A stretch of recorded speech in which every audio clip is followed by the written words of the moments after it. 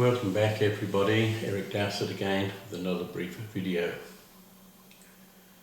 I've been asked recently to try to describe the shadow that we all seem to carry around with us.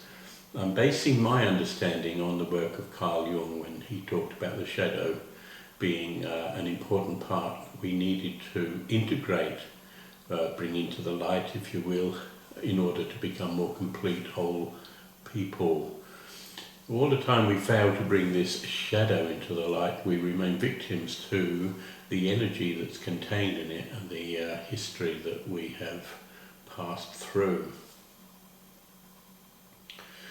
My understanding, and this may be not quite the same as Jung's, but I believe the end result is the same.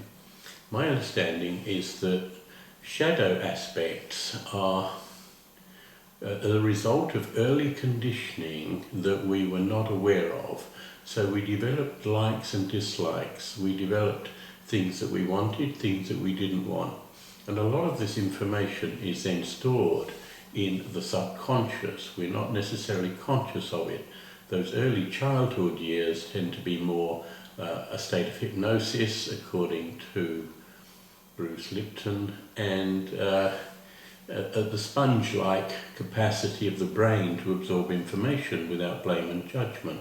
So up until the age of approximately 6, we're conditioned by a lot of information that we are fed, whether that's verbal, visual or emotional, and that tends to stay with us, especially if there's any trauma or any information in there that we regard as we grow older as uncomfortable. So this charge remains in the shadow, or the backpack as I like to call it, and is affecting every moment of our being subsequent to being implanted in that backpack.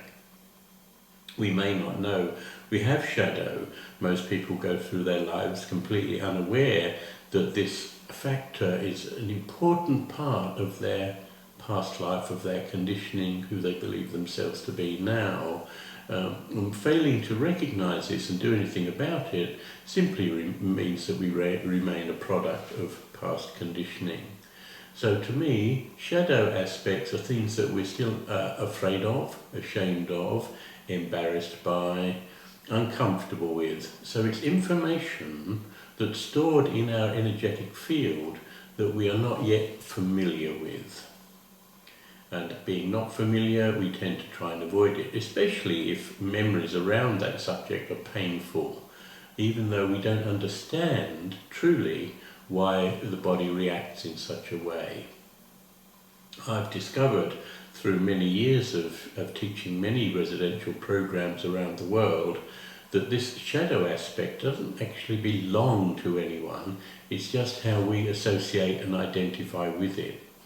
And all the time this remains hidden in the background, in the subconscious. As I say, we remain victims.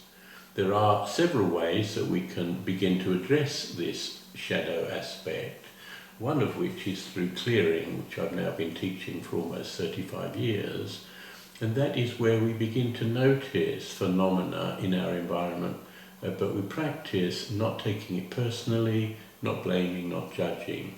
It might be a slow process depending on the individual and their desire to move through this particular stage, but ultimately it will give you success.